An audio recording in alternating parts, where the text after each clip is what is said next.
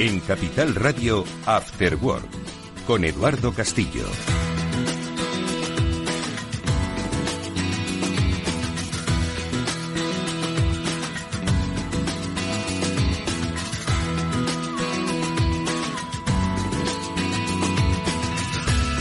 ¿Qué tal, amigos? Buenas tardes y bienvenidos al Cyber After Work, que es el programa de ciberseguridad de Capital Radio, que hoy va a analizar básicamente cómo la ciberseguridad no es algo exclusivamente de protección de personas, de instituciones, de empresas, sino también que forma parte de los grandes desafíos geoestratégicos de nuestro tiempo. A nadie se le escapa que vivimos tiempos complejos, tenemos dos conflictos, por lo menos los más destacados e importantes para la opinión pública, dos conflictos que son potencialmente escalables, uno en el casi corazón de Europa, tras la invasión de Rusia a Ucrania. Llevamos ya más de 2 años de guerra en Ucrania, y una escalada creciente a propósito de lo que se está viviendo en el siempre polvorín de Oriente Medio, y que este fin de semana lo vivimos con cierta inquietud y también con asombro sobre el desenlace que se produce en escaladas armamentísticas, pero en las que tiene mucho que ver la tecnología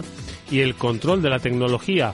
Hoy estamos hablando de un conflicto entre Israel e Irán, pero sobre todo en la zona de Oriente Medio. Bueno, pues hoy, más que nunca, la ciberguerra es algo que forma parte del complemento de las guerras convencionales. Lo hemos comentado aquí en más de una ocasión, y con el siempre sosegado y razonable análisis de Pablo Sanemeterio y Mónica Valle vamos a adentrarnos en ese terreno. Ellos dos, con sus lecturas, experiencia y conocimiento y, por supuesto, fuentes de información, nos van a definir en qué terreno de juego estamos jugando los ciudadanos que desconocemos prácticamente cómo funcionan las ciberguerras.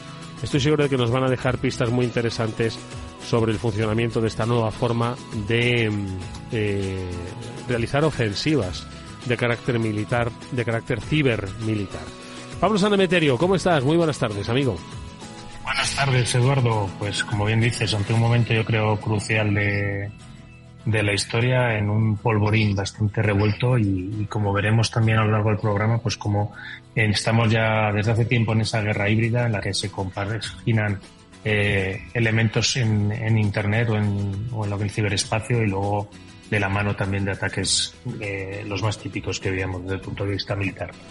Pues son, como digo, pues muchos aspectos que nos deben, sobre todo, el objetivo es que tomemos medida de hasta qué punto nuestro mundo ya se controla digitalmente, incluso las guerras. No estamos hablando de nuestra relación dentro de las empresas, nuestras relaciones sociales, la forma en la que buscamos entretenimiento, sino también la forma en la que los países se relacionan, ¿no? Y sobre todo interactúan para mal, ¿no? Que es en este caso un conflicto abierto. Bueno, pues yo creo que tenemos que entender que si hoy desarrollamos o dedicamos la mayor parte de nuestro programa a este contexto, es porque debemos ir entendiendo las magnitudes a las que nos enfrentamos. Esto no es la CNN retransmitiendo el ataque a Irak, esto es otra cosa. Mónica Valle, buenas tardes. ¿Qué tal? Muy buenas tardes a todos. Edu, Pablo, desde luego que es un tema muy interesante que analizar, sobre el que reflexionar. Estabais hablando de esta guerra en el ciberespacio, ¿no? Que, por cierto, se denomina ya desde hace tiempo el quinto dominio, con igual de importancia estratégica que la tierra, el agua, el mar y el espacio, que son los 4 dominios principales. Pero bueno, el ciberespacio como quinto dominio diría que ya se ha puesto a la altura, sin lugar a dudas, tanto a nivel geoestratégico como en un conflicto de estas características. Interesantísimo ese quinto dominio, lo vamos a describir. Lo vamos a definir porque, ojo, no es algo que ya solo afecte quizás el concepto de las guerras. Si no te tocaba en el territorio, pues eran guerras televisadas y veías el sufrimiento ajeno desde el sofá de tu casa. Hoy ese quinto dominio, como bien define Mónica Valle, es algo que afecta a todas las infraestructuras de un país, y esas infraestructuras son las que sí que te afectan, y te afectan incluso estando tú en el sofá de tu casa. Por lo tanto, vamos a tratar de definirlo, describirlo y ver un poco cómo están de preparados los países para este nuevo escenario, que por otro lado no es nuevo, pero sí que cada día que pasa abre nuevas expectativas. Lo comentaremos en la primera parte del programa, pero luego también tendremos, por supuesto, nuestros espacios de recomendación, como los que nos da cada semana Panda Security, con los que en nuestro espacio seguro hablaremos pues del phishing, que es básicamente la utilización de la voz para lograr estafas. ¿Cómo resolverlas? Bueno, pues seguro que sus especialistas nos dan algún que otro consejo para evitar caer en esta trampa, que por mucho que seáis tecnológicos y digitales, podéis caer, como ya hemos contado en más de una ocasión, dada la credibilidad que muchas veces demuestran los ciberdelincuentes. Y por supuesto, un recordatorio de lo que se contó en Panamá. Allí estuvieron Pablo Sanemeterio y Mónica Valle en estas jornadas STIC organizadas por el Centro Criptológico Nacional, capítulo Panamá también, con una vinculación de la Routed interesante. Luego nos lo contaréis al final del programa, si os parece, chicos, pero lo primero de todo, vamos con una serie de noticias, algunas más técnicas que otras, pero que gracias al gran Pablo Sanemeterio vamos a poder entender para poder redimensionar. Esto es el Cyber After Work, amigos. Comenzamos después de escuchar algún que otro consejo.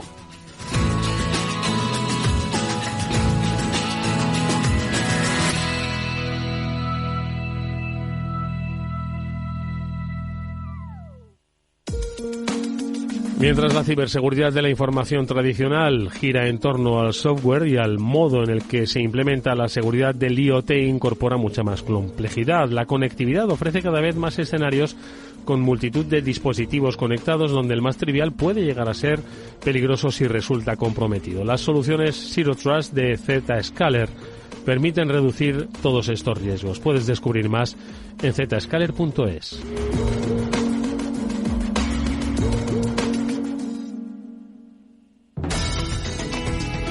Para personas inquietas, Capital Radio.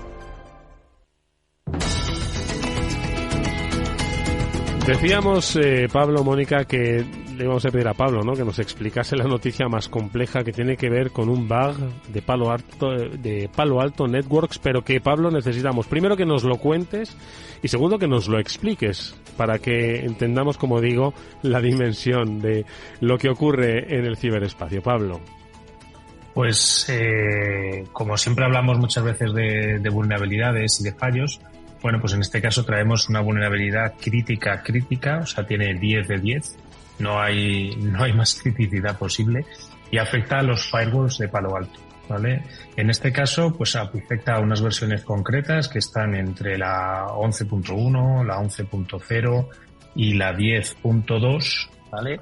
Siempre y cuando estén por debajo, pues todas las versiones no lo voy a contar ahora por la radio, pero estas tres versiones, los que las tengan, que se preocupen por ellas porque son las que están afectadas, ¿vale?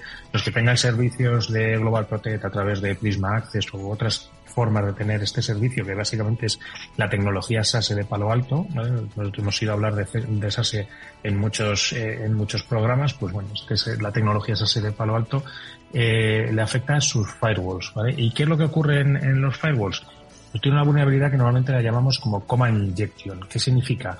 Que frente a determinadas peticiones que le puedas hacer al servidor web, tú puedes modificarlas o toquetearlas para que terminen ejecutando comandos en la propia máquina. Es decir, imagínate, estás accediendo a la web de Capital Radio y tú tuneas la petición o la haces triquiñuelas y al final el servidor donde está alojada la página web se empiezan a ejecutar comandos que no es lo esperado, ¿vale? Este tipo de vulnerabilidad es bastante crítica porque, claro, cuando empiezas a poder ejecutar comandos en el servidor ya puedes empezar a tomar control del mismo, y esto es un poco lo que le pasa a Palo Alto. Palo Alto ha sacado unos hotfix que salían ayer, el día 14, y básicamente pues se le pide a todos los clientes que apliquen el fix para poder evitar esta vulnerabilidad. O también, bueno, tienen la posibilidad de asistir, de ir al servicio técnico de Palo Alto para ver si sus firewalls están comprometidos o no. Es importante que hagan esta actualización porque al final los firewalls son algo que está expuesto a Internet constantemente. Es como cuando hablamos muchas veces de los routers que tenemos en casa. Pues esto es una vulnerabilidad similar, ¿vale? Hay que actualizarla lo antes posible o si no, tener restricción para que no sea accesible desde cualquier punto en Internet. Bueno, Mónica, ahora que hemos conocido al detalle esta criticidad que nos ha descrito Pablo, ¿cuál es un poquito tu reflexión, opinión sobre, madre mía, es que hay escenarios complejos, esto uno no puede darse por satisfecho, ¿verdad?, en cuanto a sus productos, en cuanto a sus sistemas, ¿eh?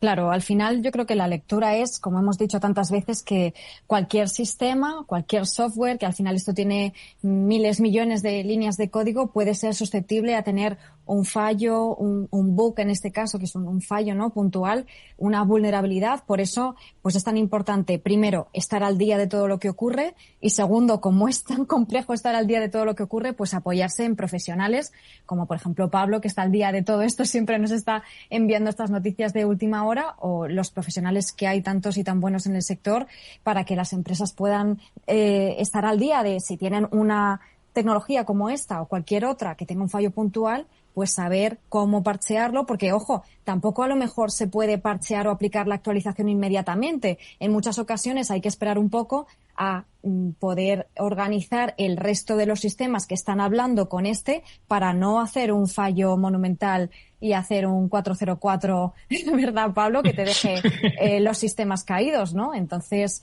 es muy complejo y por eso, pues al final, hay que apoyarse en grandes profesionales. Bueno, pues ojo con estas vulnerabilidades que de alguna forma, bueno, pues siempre van a estar presentes, pero también se resuelven con éxito, y es lo que ha ocurrido pues en el caso de Microsoft, que ha resuelto una brecha de seguridad en un servidor que había expuesto archivos y contraseñas de sus empleados. Yo creo que hace un par de semanas que lo pudimos contar, o hace una semana, no recuerdo muy bien, Pablo. Sí, en este caso, bueno, pues ha sido como una empresa, en este caso unos investigadores que son Can Joleri, Murat Ozifat y Ahmed Kolitsarli. Me vais a disculpar los apellidos, pero cada día somos más complicados. Sí, siempre te metes en unos jardines, ¿no?, de los Pensando, investigadores. digo, era pero innecesario, exactamente. Hay que decirlo, hay que darle reconocimiento a la gente que encuentra estos fallos, aunque tengan apellidos de otros lugares súper complicados. Pues me parece muy bien, me parece muy bien. Son de la compañía Shock Radar y habían encontrado una debilidad que básicamente es pues un almacenamiento público, un S3 o un servidor donde vas a depositar sobre todo datos, almacenamiento de ficheros, que estaba abierto, alojado en la nube de Microsoft, en Azure. ¿Qué es lo que podías hacer? Pues que cualquier persona sin privilegios podía acceder a esa zona a ese disco en la nube o a esos sistemas de almacenamiento y acceder a la información o incluso descargarla. ¿Vale? Entonces, bueno, pues lo grave en sí ya no es el que se pueda acceder indiscriminadamente sin tener un usuario y contraseña, que tantas veces hemos dicho que es lo mínimo que hay que tener, que luego muchas veces hay que poner un segundo factor de autenticación. Almacenaba pues contraseñas, almacenaba código, almacenaba ficheros de configuración y credenciales de trabajadores de Microsoft. Con lo cual, bueno, pues ahí es donde estaba un poco la parte peligrosa y que no se sabía, pues oye, de este tipo de fugas de información, quién ha podido acceder, cuánto tiempo han podido estar expuestos, me parece que estaba como un mes, ¿vale? Y que con este tipo de fallos, pues bueno, hay que tener cuidado y como siempre, pues la primera, cambiar las contraseñas de todos estos servicios de Microsoft. Mónica, ¿algún comentario al respecto?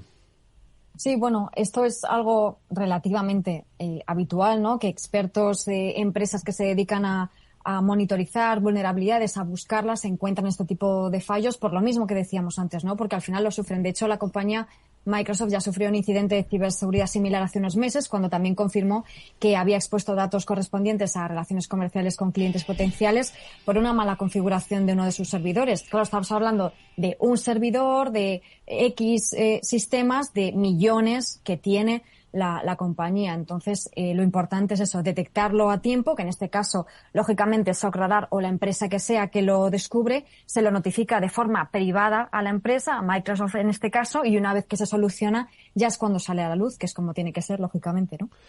Bueno, pues esto es lo que es la complejidad, ¿no?, de los sistemas que bien definen, describen y explican Pablo y Mónica, pero luego está la sencillez del uso de las herramientas que tenemos los ciudadanos.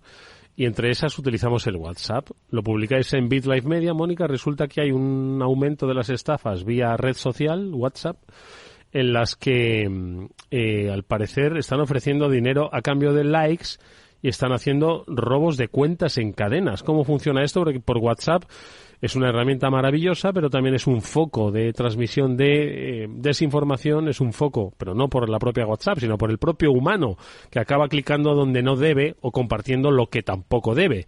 Y en este caso, pues está pinchando o creyendo algo que le llega por WhatsApp. ¿Qué es exactamente esta estafa? Vamos a alertar a nuestros oyentes. Pues el caso es que, como bien dices, WhatsApp lo utilizamos millones de usuarios constantemente todo el día, y eso hace que los ciberdelincuentes hayan encontrado en este tipo de aplicaciones, ya sea WhatsApp, Telegram o cualquier aplicación de mensajería, por supuesto también las mensajerías de las redes sociales, pues han encontrado ahí un nicho donde poder ampliar sus estafas. Ya no nos llegan solo por email, solo por SMS, sino también por WhatsApp. ¿Y qué están haciendo en este caso? El caso de los likes, que es así como se llama esta estafa. Pues prometen sueldos por likes, pero ¿qué hace? Que en realidad los ciberdelincuentes están diciendo, oye, vas a poder ganar dinero, vas a poder ganar entre 500 a 600 euros diarios de forma muy sencilla. Lo único que tienes que hacer es dar un like en redes sociales. Se hacen pasar por personas de empresas ficticias, por trabajadores de empresas que no existen, y le dicen a los usuarios que únicamente tienen que dar me gusta a publicaciones específicas o seguir a varios perfiles en redes sociales a cambio de una pequeña retribución. ¿Qué pasa? Que esto es solamente el comienzo de un proceso que lo que quiere es ganar la confianza de ese remitente para luego poder obtener sus datos bancarios para hacer estafas todavía más grandes. ¿Qué es lo que suelen hacer? Pues dirigen a través de Telegram o de otras plataformas donde ya es más difícil seguir el rastro a esos estafadores e intentan solicitar los datos de Bizum de las víctimas, que hagan transferencias o enseñarles, por ejemplo, o enviarles una URL para que dejen ahí los datos bancarios. Es decir, la estafa luego puede seguir por muchas vías diferentes. Lo importante es que cualquier persona que nos escriba por WhatsApp, que no tengamos su contacto y que nos esté ofreciendo cualquier cosa que sea demasiado buena para ser verdad, ya sea dinero por likes o empleos, que eso es algo que está pasando muchísimas veces, pues que seamos muy cautos, porque eso no existe, no nos van a ofrecer correo de forma aleatoria a través de WhatsApp ni de ninguna red social, y que no caigamos en esas trampas, porque pueden tener muchas formas diferentes, pero la base es algo demasiado bueno para ser verdad y que tiene muy mala pinta. Efectivamente. Pablo, tu reflexión. Pues mi reflexión es que al final, bueno, Mónica lo ha hecho muy claro. Cuando algo es muy bueno hay que planteárnoslo dos veces, a ver si puede ser cierto o no es cierto. Al final los malos están trabajando en ganarse nuestra confianza y luego ya pues cometemos el fallo de dejarles alguna información a través de la cual nos pueden extraer el dinero.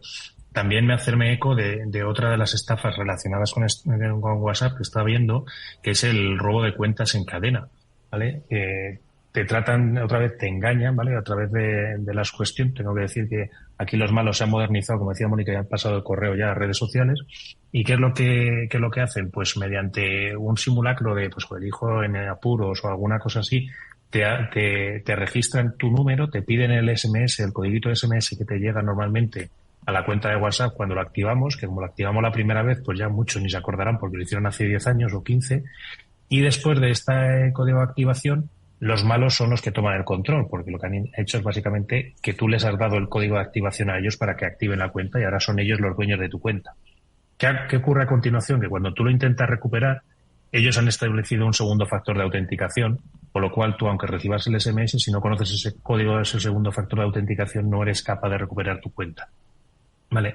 Y aquí es donde viene el problema, porque ya ellos han tomado control de tu cuenta y en muchas ocasiones pues van a llegar a tus contactos, van a empezar a intercambiar mensajes como si fueras tú, y a través de ahí pues se van a ir desencadenando nuevas alertas y nuevas estafas.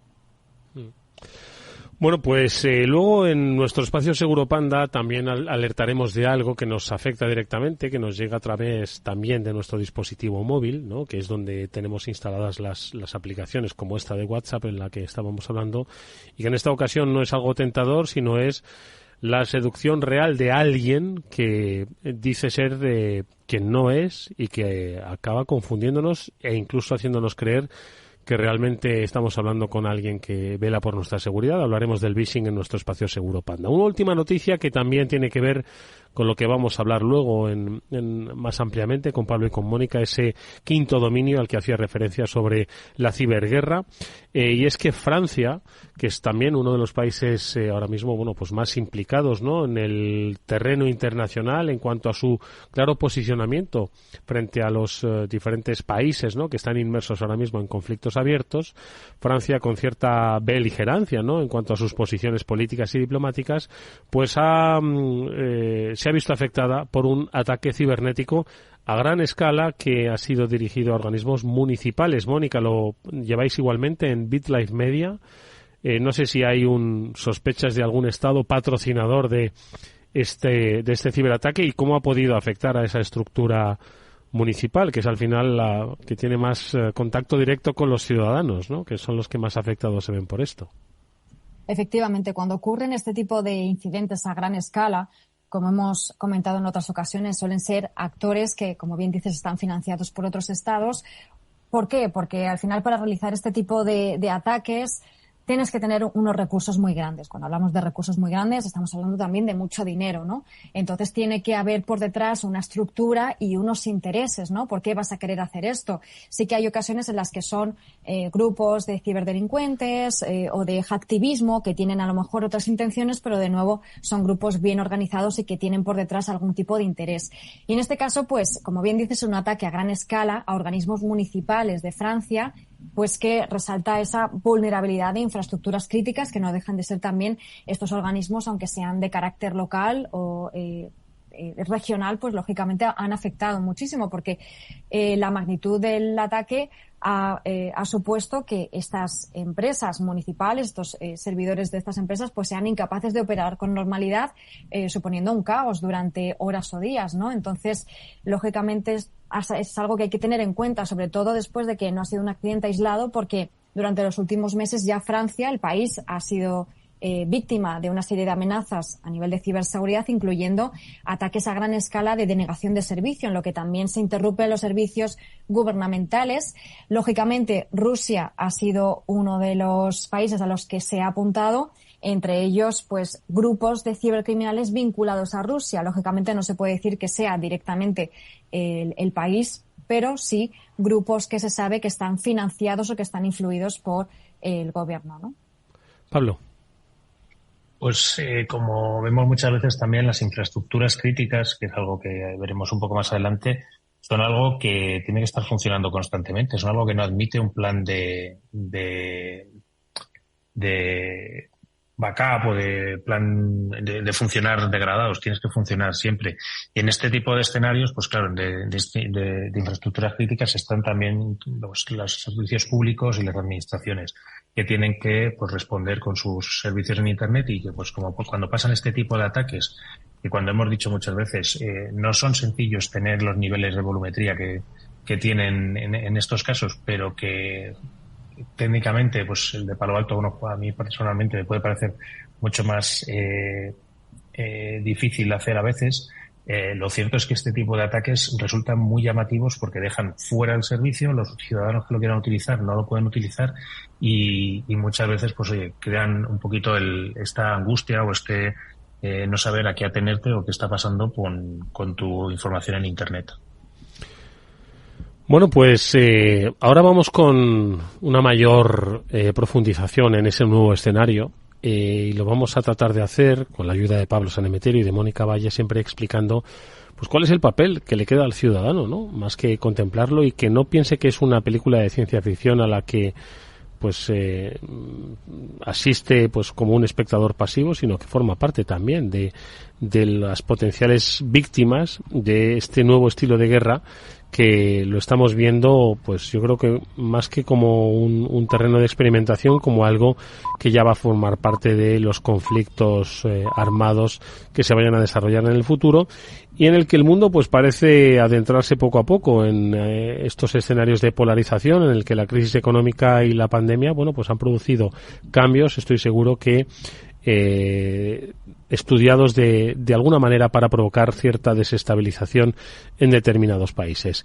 De ese quinto dominio, de lo que podemos saber y de lo que debemos aprender, hablamos en nuestra tertulia. Antes vamos con un consejo. ¿Te sientes atraído por invertir, pero no sabes por dónde empezar? XTB, el broker líder en el mercado europeo y presente en España desde hace 15 años, pone a tu disposición la mejor oferta del mercado. Ninguna comisión en la compra y venta de acciones y ETFs de todo el mundo hasta 100.000 euros mensuales. El proceso es muy sencillo. Entras en xtb.es y en 5 minutos abres una cuenta completamente online. Además, dispondrás de la mejor formación del sector a tu disposición, análisis diario de mercado y atención al cliente las 24 horas al día. XTB es un broker, muchas posibilidades a partir de 100.000 euros al mes. La comisión es del 0,2%, mínimo 10 euros. Invertir implica riesgos.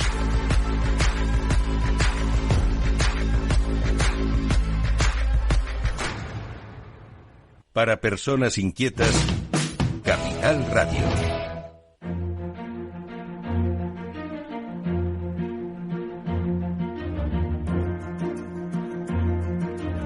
Bueno, pues lo decíamos, hemos hablado en más de una ocasión de ese quinto dominio que lo ponía Mónica sobre la mesa, ¿no? Como ahora mismo las guerras se libran en muchos dominios.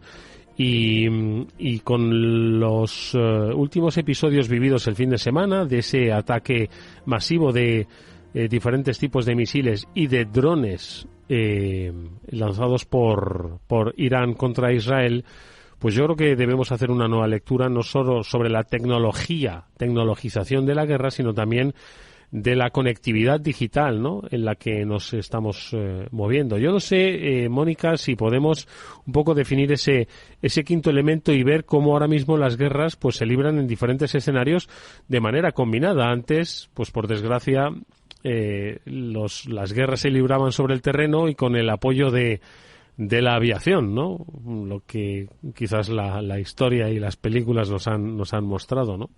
Pero hoy son muchos más escenarios previos y posteriores y que además afectan igualmente también a las sociedades y a los ciudadanos. Mónica. Absolutamente, sí. Lo que está claro es que la tecnología, el desarrollo, por supuesto, de Internet y de las tecnologías emergentes y el propio ciberespacio, pues han traído oportunidades maravillosas para todos, pero también, lógicamente, y como sabemos a lo largo de la historia, muchas veces los conflictos, las guerras han sido, pues digamos, los lugares de inicio, de desarrollo de muchas tecnologías, ¿no? Y en este caso, pues también, lógicamente, mucho de lo que no vemos, muchas tecnologías que ahora estamos usando se han ido desarrollando, se ha invertido muchísimo dinero para estas guerras virtuales, ¿no?, que no vemos porque son, lógicamente, más abstractas que las guerras que sí que podemos ver en tierra, mar y aire y espacio, ¿no? Hablamos de ciberguerra desde hace muchísimos años, no es algo nuevo, ¿no? De hecho, ya desde 2007, si no recuerdo mal, se hablaba de ataques de denegación de servicio en Estonia, hubo más conflictos también protagonizados por Rusia, por Georgia, y bueno, la primera ciberarma como tal que siempre se menciona en el ámbito de la ciberseguridad fue Stuxnet, que fue un ataque a priori se apunta a Estados Unidos e Israel contra instalaciones de Irán, de hecho instalaciones de enriquecimiento de uranio de Irán. Stuxnet era un gusano informático, una especie de troyano que lo que hizo fue pues estropear ese programa nuclear iraní, básicamente retrasando ese programa utilizando una estrategia ofensiva, ¿no?, con un programa malicioso para destruir ese equipo que para ellos lógicamente era esencial, en el que habían invertido cantidades ingentes de dinero para ese enriquecimiento de uranio, pues estaban intentando lógicamente mediante estrategias geopolíticas y geoestratégicas, porque no se quedaba eso ahí, pero se consideró esa ciberarma y el origen, por así decirlo, de esa carrera de ciberarmas o de armamento cibernético, porque, bueno, en ese caso no fue un arma lanzada a través de Internet, sino que sí que se involucró un elemento físico, como fue en este caso una memoria USB, es decir, una persona física tuvo que acceder a las instalaciones de forma presencial, dejar ese USB, instalar ese USB y ahí ya instalar ese malware, ese gusano informático que fue el que provocó este incidente, ¿no? Pero ahora estamos hablando de 2010, imaginaos en 2024, con todo lo que ha llovido y con toda la evolución de la tecnología, sino puede haber ya ciberarmas, y las habrá que conocemos y desconocemos, que pueden llegar a hacer cosas muchísimo más impactantes y sin necesidad de ese USB, de esa memoria física, ¿no? Porque fijaos, hay muchos escenarios de guerra. Pablo apuntaba en nuestro canal interno, dice, oye, las redes de manipulación de la opinión pública. Ahora vamos a entrar, por supuesto, en el concepto de desinformación, ¿no? Y cómo, pues, son diferentes terrenos y diferentes estadios de algo que es muy interesante, y es que ya las ciberguerras no se declaran, las ciberguerras se hacen, ¿no? Hay las guerras convencionales, pues uno invadía un país o invade un país y la comunidad internacional reacciona. Hoy, en una ciberguerra, la comunidad internacional no sabe siquiera si está declarada esa ciberguerra, pero se está produciendo, ¿no? Y no cesa. Y como digo, se producen en diferentes escenarios físicos, como ha descrito Mónica, ¿no? Donde está la necesidad de introducir pues un elemento, ¿no? que destruya digitalmente pues la información. Están los elementos de manipulación a los que apuntaba Pablo, de los que ahora también debemos hablar, y luego está también el control de las máquinas, vamos a decirlo así. Al final, la capacidad defensiva de un país, la eficiencia que hemos visto en la defensa israelí, repeler ese ataque de centenares de drones y de misiles lanzados, pues de una manera coordinada.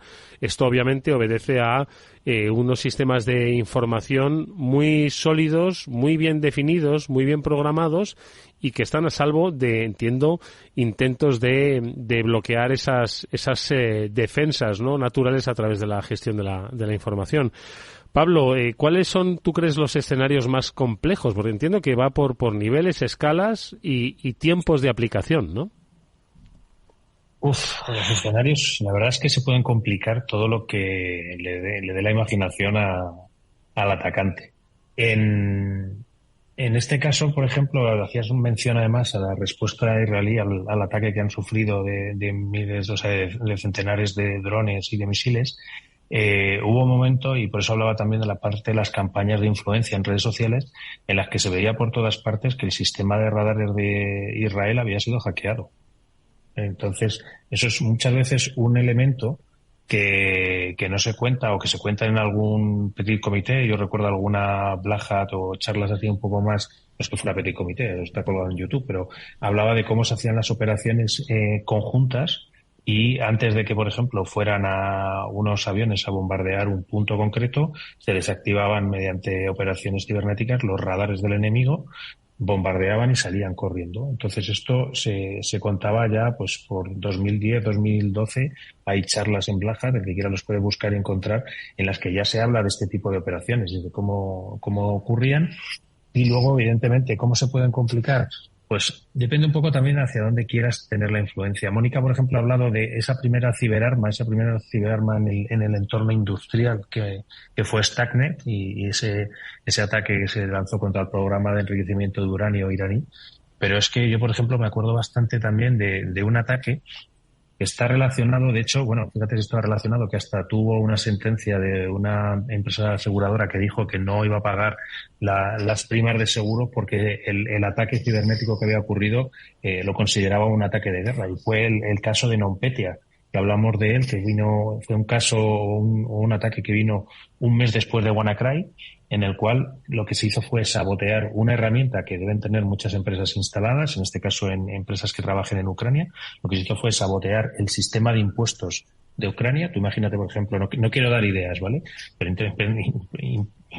piensa que ahora estamos en un momento en el cual todos vamos a usar un software a la hora de presentar impuestos. Uh-huh. Pues imagínate eso mismo, que es lo que ocurrió en ese año 2017, en el caso del sistema impositivo ucraniano, que fue atacado, sustituido y troyanizado, ¿vale? O sea, atacas al software, le pones un malware y haces que en el servidor de actualizaciones, que casi todos tenemos las actualizaciones automáticas para que no nos pase muchas veces lo que ocurre, como hemos hablado en las noticias, de que una vulnerabilidad te deja expuesto, sino que poner las actualizaciones automáticas para estar protegido cuanto antes. Pues esto se usó en contra de las empresas, porque al troyanizar el software, todas se actualizaron, todas fueron víctimas del ransomware y hubo pérdidas millonarias bastante importantes. Y hasta el punto ese caso, de que ya te digo, hubo un caso en el que una aseguradora le dijo a uno de sus clientes que no iba a pagar las primas correspondientes al ciberseguro porque consideraban que había sido un caso de guerra este ataque de NotPetya. Entonces, bueno... Fíjate. Dale, ¿no? Mónica, ¿qué te parece? Yo creo que, claro, se abren... Es que nosotros estamos dando una visión, una definición de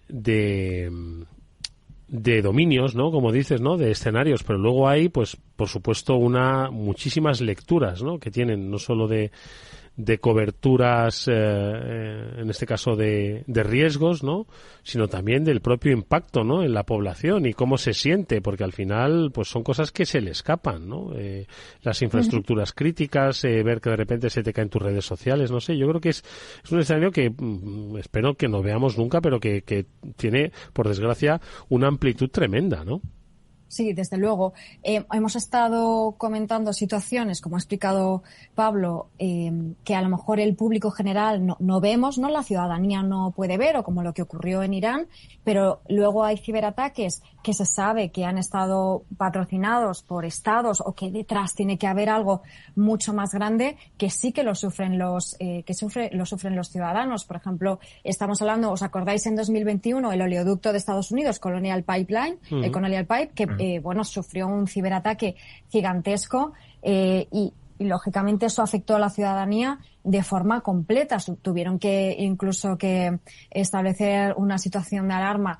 Tenemos el caso, por ejemplo, de SolarWinds, esta empresa también que sufrió un ciberataque gigantesco, y ahí también se estuvo hablando de que podría estar detrás un agente, cibercriminales que estaban patrocinados por estados por el volumen o el impacto que tuvo también ese ciberataque, que en este caso accedió a la cadena de suministro de esta compañía para poder realizar el ataque, ¿no? El caso es que, digamos que hay como dos tipos: los que afectan más a la ciudadanía, que tienen más visibilidad, y los que están un poco por detrás, situaciones más a lo mejor de inteligencia o de intentar afectar a infraestructuras críticas o a organizaciones de una forma más civilina, ¿no? En cualquiera de los dos casos, claro, tienen distintos objetivos también. Por un lado, si afecta más a la ciudadanía, saben que la propia ciudadanía va a entrar en un estado de pánico, va a pedir respuestas y va a suponer un problema social, y el otro pues va a suponer un problema más entre estados, más un problema diplomático, etcétera, que va a haber que resolver de maneras diferentes. Oye, ¿cuál es, Pablo, Mónica, el gran desafío que tienen ahora mismo los estados para confrontar este tipo de guerra? Las personas, la tecnología, tener un ciberejército, tener cibertalento. ¿Cuáles ahora mismo creéis que es el mayor reto de este escenario de neoguerra al que asistimos? Complicado, porque tienen muchos frentes que cubrir. O sea, en el mundo físico muchas veces somos conscientes del frente de guerra o del frente que tienes que cubrir. En este caso es que es muy amplio, porque también tienen que proteger o colaborar junto con las empresas a proteger las infraestructuras críticas, que es una línea básica, porque bueno, ahí hay comunicaciones, hay sistema financiero, ahí hay hospitales, hay cosas muy, muy importantes, esta alimentación, muy importantes que proteger. Por otro lado, bueno, sacas un tema complicado, ya que la parte de tener recursos ciber no es nada barata, y hay muchos países que en esto invierten mucho dinero frente a otros países en los que se empieza a oír hablar de ciberreservas y cosas así un poco raras que además van a ser sin contraprestación económica, etcétera, que son ideas un poco, yo creo, peregrinas, en lugar de afrontar esto de una forma profesional, que es lo que debería haber. Mónica, ¿tú cuál crees que son los desafíos? Sí, totalmente. Lo que apuntaba Pablo es uno de los retos, sin duda, a nivel de estrategia, organización, de talento, ¿no? Habrá que tener una organización muy bien estructurada de qué es lo que hay que hacer si ocurre algo, ¿no? Hombre, no vamos a decir que en España no lo tengamos, lógicamente sí lo tenemos, y a nivel de otros países. Sí, además hemos hablado en muchas ocasiones, por ejemplo, con el Mando Conjunto del Ciberespacio, pues que es uno organismos que velan por la protección y la seguridad y la ciberseguridad de los organismos, bueno, en este caso del Ministerio de Defensa y de los organismos vinculados, y es importantísima la labor que hacen, pero como ellos en alguna ocasión han dicho, y si no lo dicen, pues ya lo decimos nosotros, necesitan más recursos. Y más recursos es más presupuesto y más dinero. ¿Por qué? Porque al final estamos lidiando con unos agentes, con unas estructuras que tienen muchísimos recursos, como son todas estas estructuras cibercriminales y activistas que van más allá de ganar dinero, es decir, estas estructuras que están intentando desestabilizar a los países no lo hacen únicamente por dinero, lo están haciendo por influencia, por poder, por temas geopolíticos y geoestratégicos, y hay que luchar contra organizaciones que están muy preparadas, ¿no? Entonces nosotros también tenemos que prepararnos en ese sentido, y para ello pues hay que poner las cartas también sobre la mesa. Una última cosa, Pablo, Mónica, de momento lo estamos viendo por televisión. No sé si ¿nos escucháis, Pablo, Mónica? Sí, sí. Vale. Aquí estamos. No sé si esto, no es que lo vayamos a vivir en nuestras propias carnes, no lo sé. Ahora mismo, bueno, pues España pertenece a una organización que es la OTAN, pertenece a la Unión Europea, y al final, bueno, pues el compromiso que tenemos para con nuestros socios, bueno, pues es el que es, ¿no? Pero yo no sé si los ciudadanos de España vamos a ver esto próximamente, de España y del mundo, ¿no? Vamos a ver esto que habéis definido, pues ya como una realidad que salta de las películas o que salta de los titulares. ¿Cómo lo veis?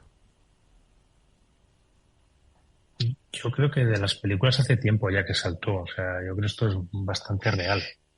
Tenemos operaciones y yo me atrevería a decir incluso conjuntas más que híbridas, en las que pues oye, llevamos actuando, llevamos viendo que se trabaja desde hace mucho tiempo. Como bien decía Mónica, además, yo me uno a esa reivindicación que hacía de la necesidad de dotar de más recursos al mando conjunto y a nuestra parte de defensa digital del ejército, porque es muy necesario que se afronte con garantías y realmente pues que se llegue a un nivel de protección casi óptimo para evitar problemas. Mónica.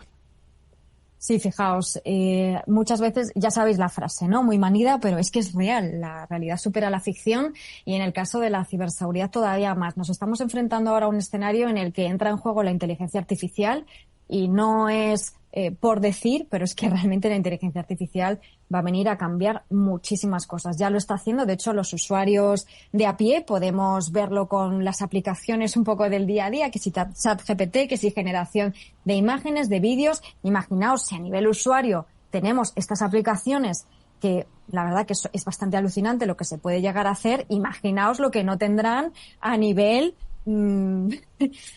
ciberguerra, ¿no? Ya basándonos en inteligencia artificial. Entonces, a partir de aquí, la imaginación al poder. Entonces, ya ha habido situaciones en las que se han generado incidentes que dices, esto no me lo puedo creer. Me estaba acordando ahora, según hablabais, de hace unos años que en Estados Unidos, sin querer, esto fue sin querer, el gobierno de Estados Unidos, en este caso el estado de Hawái, envió por error una alerta por SMS. ¿Os acordáis de una alerta por SMS que recibimos en la Comunidad de Madrid hace unos meses? Vale, pues allí a todo el estado de Hawái se le envió por error una alerta de ataque con misiles. Es decir, toda la población de Hawái recibió una alerta en el móvil en el que decía: id todos a refugiaos porque vienen los misiles y esto no es un simulacro, ¿vale? Eso es lo que decía el SMS. Y luego, 40 minutos después, volvieron a mandar otro SMS diciendo que era una falsa alarma.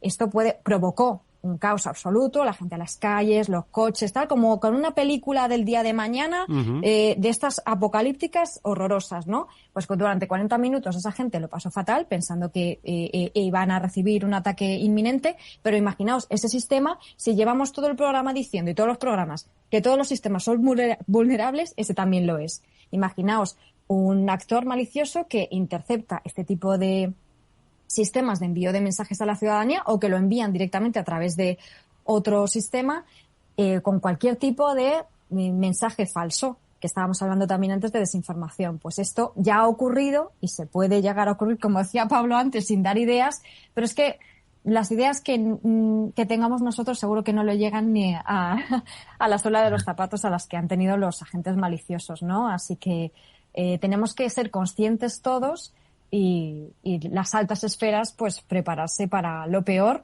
porque así estarás preparado para lo menos malo que pueda ocurrir. Fijaos, si es que hay veces que la complejidad no es evidente, lo habéis descrito a lo largo de todo el programa, ¿no? Y decís, Mónica, que bueno, que no sabéis frente a, pero yo creo que sabéis y mucho, pero incluso sabiendo mucho y estando muy prevenido, las técnicas de ingeniería social siguen teniendo un ratio de éxito brutal. Y si no, que se lo digan a las personas que, por desgracia, han sufrido un phishing, es decir, una llamada telefónica de alguien que se ha hecho pasar por alguien y que al final ha acabado robándole los datos y robándole el dinero. Esta es la advertencia de nuestro espacio seguro Panda.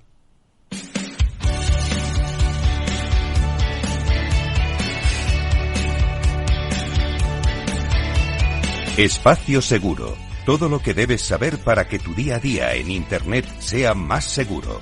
De la mano de Panda Security. ¿Y cómo es posible que a estas alturas, os acordáis, Pablo, Mónica, de la primera vez que hablamos del phishing en este programa? Yo recuerdo, creo que fue Mónica que lo comentó, pero creo que 3 años, una cosa así. O 4. Yo creo que prácticamente desde el principio, ¿no? 4. Sí, tiene unos cuantos años, sí. Y entonces, y hoy, desde Panda, nos dicen que es que está en auge y creciendo. ¿Vale? Efectivamente. Uh-huh. Nos hacen una llamada, ¿verdad, Edu? Se hacen pasar por quien sea, el banco, una empresa, una compañía energética, de seguros, de lo que sea. Se hacen pasar por un trabajador de esa empresa, nos empiezan a pedir datos personales o incluso nos piden que nos instalemos un software. Por ejemplo, imagínate que te dicen, oye, es que hemos detectado que tienes un problema en tu ordenador. Soy de una empresa importante de tecnología y hemos detectado un problema en tu ordenador. Oye, mira, descárgate este software porque así me voy a conectar en remoto y voy a poder solucionártelo sin que tú hagas nada. Maravilloso, ¿no? El problema es que no es cierto y lo que hacen es descargar un programa que te va a robar los datos personales o que va a controlar tu equipo de manera remota. Oye, Pablo, ¿y no hay forma de aparte de la concienciación y de las advertencias que se pueden hacer, no hay forma de que los teléfonos, de los que tú tanto sabes, ¿no? O de los smartphones, puedan incorporar dispositivos de bloqueo de teléfonos que yo que sé, sean sospechosos, de la misma forma que se inventó la carpeta de spam, que bueno, es eficaz a un 90% de las ocasiones? ¿No habría forma de poder detectar esto, prevenir al oyente? La inteligencia artificial hoy nos tendría que advertir de ello. Mira que sí, en distintos modelos de teléfono, sobre todo en los de Android, es bastante habitual que te avise cuando, así un poco de forma colaborativa, te avisan de que, pues oye, que es un teléfono de spam o es un teléfono que está vendiéndote algo, te va a llamar esta típica llamada comercial que te van a intentar vender algo. Esos sistemas los he visto que ya que funcionan y yo creo que funcionan con un reto bastante fuerte. ¿Sabes cuál es el problema con el phishing? El problema con el phishing es que el número que ves no es el del teléfono que te está llamando. Te puede estar llamando con un número cualquiera. El problema es que el número que te aparece es, por ejemplo, el de la entidad bancaria donde tú puedas tener la cuenta o el de la sede de la entidad bancaria donde tengas la cuenta. Entonces, eso muchas veces genera como un pequeño lazo de conexión o como de seguridad, de pensar que realmente te están llamando desde allí, desde la oficina bancaria tuya o desde la sede de la oficina bancaria con la que suelas trabajar. Esto es un problema bastante complicado de resolver. Y que, como siempre digo yo, la mejor forma siempre de resolver este tipo de cosas, sobre todo la mínima que tengas una sospecha. O sea, hay muchos casos en los cuales te empiezan a llamar y al final pues puedes decir, pásame con mi gestor habitual de cuenta. Y si ves que no te están pasando con tu gestor habitual de cuenta, igual es que hay algo raro. Pídele un número de caso y llama tú al número de teléfono, ¿vale? Lo más eficaz siempre en este tipo de cosas es colgar y llamar tú a la compañía que te presta el servicio, con esa referencia, con ese caso que tengas relacionado con la incidencia que te estén queriendo comunicar. De todas formas, fijaos, de la misma forma que las entidades bancarias, ¿no? Pues advierten, oye, nunca os vamos a pedir datos por Internet. No hay forma de controlar, de alguna forma de poner una marca de agua o en el propio teléfono, ¿no? ¿Cómo evitar que de repente utilicen tu teléfono? Seguro tecnológicamente es muy sencillo, pero tan complicado es evitar que haya que utilicen el número habitual de nuestro banco, incluso su propio nombre en los SMS, que tengamos que pedirle información añadida, es decir, que seamos que el propio ciudadano tenga que ser el que pida las comprobaciones. Eso no avanzamos en ese terreno, Mónica. Tienes toda la razón, Edu, porque podríamos pensar que en el año en el que estamos, pues ya la tecnología debería haber evolucionado lo suficiente como para que sea la que nos proteja a todos los niveles. El problema es que los ciberdelincuentes, en este caso, cuando un ciberataque ya no les funciona porque se ha puesto la tecnología necesaria, lo evolucionan al siguiente nivel. Y cuando ya se ponen las defensas para ese ciberataque, lo evolucionan al siguiente nivel. Y en este caso se basan en una tecnología que no es tal, sino que es la ingeniería social. Es decir, están buscando la vulnerabilidad humana a nosotros.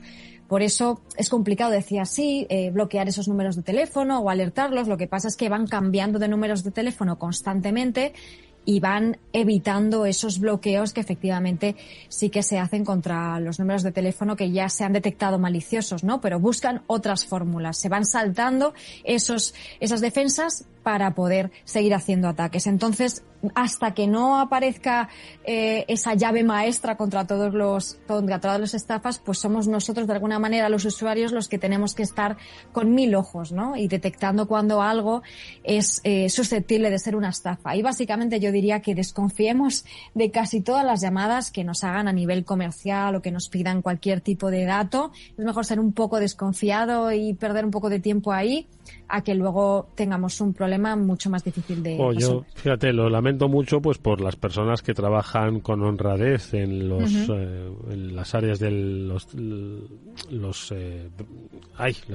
teleoperadores, ¿no? Que llaman pues para ofrecer servicios y que se ganan la vida dignamente.